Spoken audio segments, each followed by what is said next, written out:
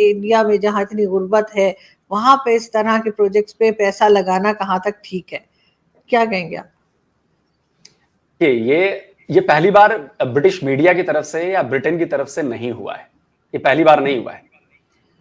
इसके पहले लगातार मैं पिछले कम से कम 15 सालों से मैं ऐसे आर्टिकल्स ब्रिटिश मीडिया के द्वारा पब्लिश किए जा रहे हैं, उनको देख रहा हूं, उनको पढ़ रहा हूं, जिसमें सेम यही बातें कही जाती है कि भाई इंडिया में तो गरीबी है, अभी इंडिया में तो साफ पीने का पानी लोगों को 100% लोगों को मैसर नहीं है, लेकिन इसके बावजूद भी स्पेस पे पैसे खर्च कर रहे हैं। तो भाई ब्रिटेन द्वारा जो एड दी जाती है भारत को, वो एड बंद कर दी जाए। ये पिछले कई सालों से मांग उठ रही है, ये पहली बार नहीं हुआ है। और जाहिर सी बात है कि ब्रिटेन का एक वर्ग जो भाई, ब्रिटेन ने करीब करीब पूरी दुनिया पर शासन किया है, उनकी सत्ता चली है, वो कुछ ना कुछ तो ऐसा ही करते हैं। तो उन्होंने ये बात की है और एक वर्ग है जो बात करता है। अच्छा, मैं इसका एक जवाब देना चाहूंगा।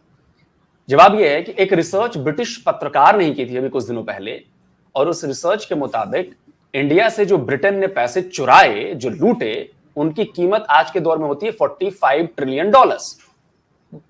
यह खबर अल जजीरा ने कैरी की थी, आप कहेंगे तो मैं उसका लिंक भेज दूंगा, आप पढ़िएगा उसको। $45 ट्रिलियन की संपत्ति जो है उन्होंने इंडिया से लूटी। तो मैं कहूंगा कि अगर 4-5 बिलियन 10 बिलियन का एड आ रहा है तो वो काट के बाकी पैसा हमारा लौटा दे भाई, क्यों नहीं लौटाते? वो जब लूट की तब समझ में नहीं आता है। आज इंडिया आगे बढ़ रहा है तो आपको देखा नहीं जा रहा, बंद कर दो ना एड यार, क्यों दे रहे हो? नहीं चाहिए हमें एड। आपकी खींच इसलिए है क्योंकि आप अभी 5वें नंबर की इकॉनमी थे और हमने आपको पीछे छोड़ दिया। आप अपनी इकॉनमी ठीक कर लो ना, पहले आप अपनी इकॉनमी ठीक कर लो, हमें ज्ञान बाद में देना मत दो। आप मान लो कि आप गरीब हो रहे हो, आप गरीब मुल्क हो, आप कह दो कि जी अब हमसे एड नहीं दिया जा रहा, जो प्रोग्राम्स चल रहे थे हम वो कैंसिल कर देते हैं, कर दो भाई। लेकिन बदले में इसके क्या होगा? इंडिया से जो चीजें अभी ब्रिटेन को मिल रही हैं, अभी जो एफटीए की डील अटकी हुई है, फ्री ट्रेड एग्रीमेंट की, क्यों करना है भाई? फिर फ्री ट्रेड एग्रीमेंट मत करो। फिर आपको एक तरफ चाहिए भारत की बड़ी मार्केट और दूसरी तरफ कह रहे हो कि एड नहीं देंगे, तो भाई आप अपना एड बंद कर लो, हम फ्री ट्रेड डील नहीं करेंगे आपके लिए। जिस काम के लिए ऋषि सुनक को आप लेकर आए हो ना, वो काम फेल हो जाएगा, करके दिखा दो ये।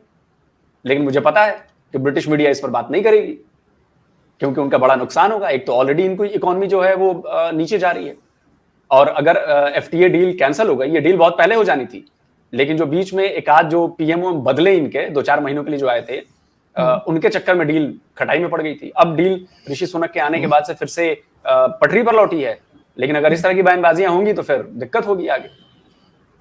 बिल्कुल, देख के तो यही लग रहा है कि कुछ खास अच्छा नहीं लग रहा ब्रिटेन को इस तरह से, कि जो सक्सेसफुल, बहुत से लोगों का ख्याल था कि शायद ये मिशन सक्सेसफुल ना हो, लेकिन हुआ। और पाकिस्तान से भी कई तरह के लोग हैं और बहुत से लोगों ने मुबारकबाद दी, और मुझे अच्छा लगा कि पाकिस्तान से कुछ पॉजिटिव न्यूज भी आई, और उसमें खास नाम जो है वो हम सबके फवाद चौधरी फवाद चौधरी, बिल्कुल मैं उन्हीं का नाम ले रही थी।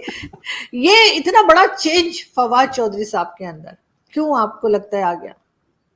पहले तो मुझे आप बताइए कि इनका सॉफ्टवेयर अपडेट किसने किया? पता नहीं, लेकिन ये सॉफ्टवेयर अपडेट किया होता तो ये कुछ और कह रहे होते।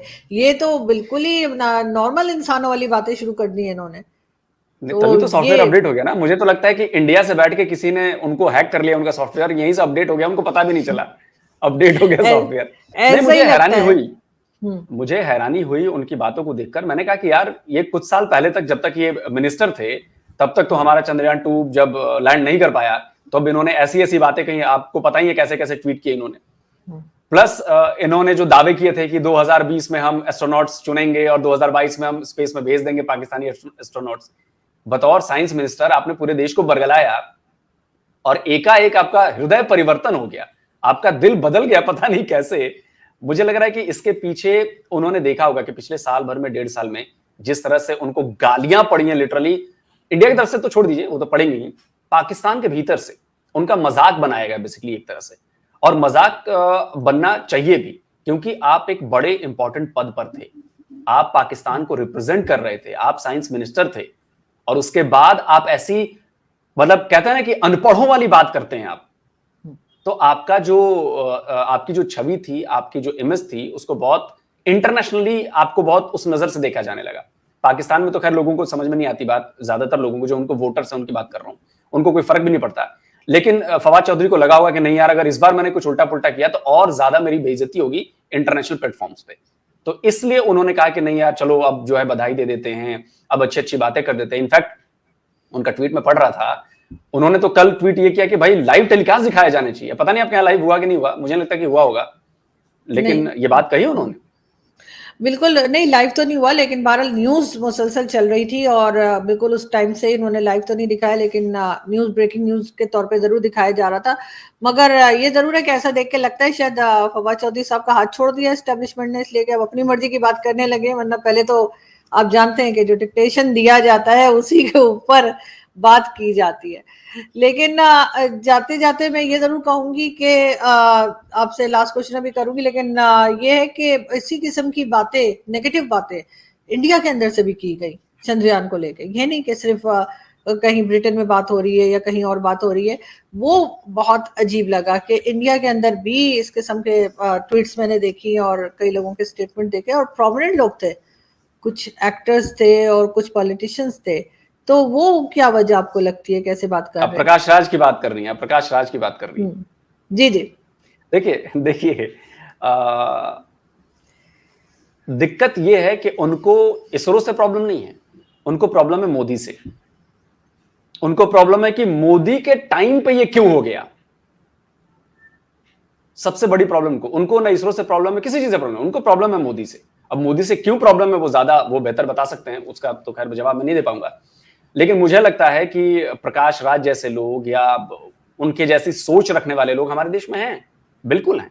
वो हर चीज पर सवाल उठाएंगे, वो सेना पर सवाल उठा देंगे, वो इलेक्ट्रॉनिक वोटिंग मशीन पर भी सवाल उठा देंगे, वो पता नहीं आप कुछ भी कर दो जिससे मोदी का नाम जुड़ा हो, वो उस पर सवाल उठा देंगे। लेकिन अगर उनके जैसे लोग अगर कुछ इस काम में पाए जाते हैं इस तरह के, तो उस पर सवाल नहीं उठाएंगे। वो राजस्थान में कांग्रेस की गवर्नमेंट है, उस पर वहां कुछ होता है, प्रकाश राज कोई मतलब नहीं, सवाल ही नहीं पूछेंगे, नहीं जो हो रहा है सब ठीक हो रहा है, बहुत बढ़िया हो रहा है। सवाल उनको दिक्कत बीजेपी और बीजेपी सरकार से, लेकिन वो भूल जाते हैं कि भाई ये पॉलिटिक्स का मामला नहीं है। इसरो की अचीवमेंट्स कोई पॉलिटिकल आप इसको अचीवमेंट नहीं कह सकते हैं। यही काम कांग्रेस ने भी किया। अभी कांग्रेस ने ट्वीट किया कि नेहरू की देना है, ऐसी देना है, वैसी देना है। अरे भाई अभी नेहरू जी नहीं है ना, नेहरू जी को गए हुए जमाना हो गया। इतिहास बनते चीजों में देर नहीं लगती, किताब के पन्नों में गुम हो जाते हैं। लेकिन हम ये मना नहीं करते, हमारा देश जानता है कि भाई अगर आईआईटीज नहीं बनी होती, नेहरू जी ने नहीं बनाई होती, तो आज हमारा देश इतना ग्रो नहीं कर रहा होता। इस चीज से कौन इनकार कर रहा है? इस चीज से किसी ने इनकार नहीं किया है। लेकिन सवाल यह है कि उस चीज को आगे किसने बढ़ाया। अगर कोई पॉलिटिकल पार्टी, मैं कहता हूं कि अगर कांग्रेस ने भी ये काम किया होता तो हम कांग्रेस की भी तारीफ कर रहे होते कि भाई कांग्रेस ने इसरो का बजट बढ़ाया, विश्वास दिखाया, सपोर्ट दिया गवर्नमेंट ने। बिना गवर्नमेंट के सपोर्ट के ऐसी चीजें नहीं होती हैं। वो चाहे वो जमाना हो जब इसरो की स्थापना हुई थी, या अब जब इसरो ने चांद पर मिशन भेज दिया, हमने लैंडिंग करा दी, बिना सपोर्ट के नहीं हो सकता। अभी आपने लास्ट टाइम देखा होगा 2019 में जब चंद्रयान 2 लैंड नहीं कर पाया, तो आप देखिए कितने हजारों वैज्ञानिकों की मेहनत थी, इंजीनियर्स की मेहनत थी, खुद पीएम वहां पे मौजूद थे। चीज लास्ट मिनट पे जाके डिच कर गई, तो दुख हुआ, हम सबको दुख हुआ। आपने देखा होगा जो इसरो चीफ थे हमारे, उनकी आंखों में आंसू आ गए। तो जाहिर सी बात है कि जब 4 साल बाद हम ये कामयाबी लेंगे, तो भाई ये किसी न बीजेपी सरकार की कामयाबी है, ना ये पूरे देश की कामयाबी है। तो इस पर मुझे लगता है कि पॉलिटिक्स नहीं करनी चाहिए। लेकिन जो हमारा विपक्ष है, जो एंटी मोदी गैंग है, वो बिल्कुल हर चीज में भाई कि कहीं से इसको अचीवमेंट इसके लिए ना हो जाए, हम सवाल खड़े कर देंगे कुछ भी। तो देखिए, गलती निकालनी हो तो मैं किसी भी चीज में गलती निकाल सकता हूं, वो चाहे कितनी भी परफेक्ट हो। दोस्तों, झंडे पे चांद होना और चांद पर झंडा होना दोनों अलग अलग बातें हैं, लेकिन झंडे पे चांद लगाकर पाकिस्तानी फूले नहीं समा रहे। भारत ने चंद्रयान 3 मिशन सक्सेसफुल करके दुनिया में अपना झंडा गाड़ दिया, लेकिन पाकिस्तानी बोल रहे हैं कि वो चांद पर नहीं, अब सीधा जन्नत पर जाने के लिए बने हैं। उनके लिए चांद क्या चीज़ है? खैर, जाहिल लोगों से आप क्या उम्मीद कर सकते हैं। लेकिन दोस्तों, फवाद चौधरी, जिन्हें हम पहले मवाद चौधरी के नाम से जानते थे, उनका हृदय परिवर्तन हो गया। लेकिन ये कैसे हो गया, ये पाकिस्तानी भी पचा नहीं पा रहे, और इसका सबसे बड़ा कारण है समय। समय अच्छे अच्छे को बदल देता है। ये मवाद क्या चीज़ है? आजकल भारत की तारीफों के पुल बांध रहा है। पाकिस्तान की जनता को अब कुछ समझ में आ रहा है कि उनकी औकात क्या है और वो कहाँ खड़े हैं।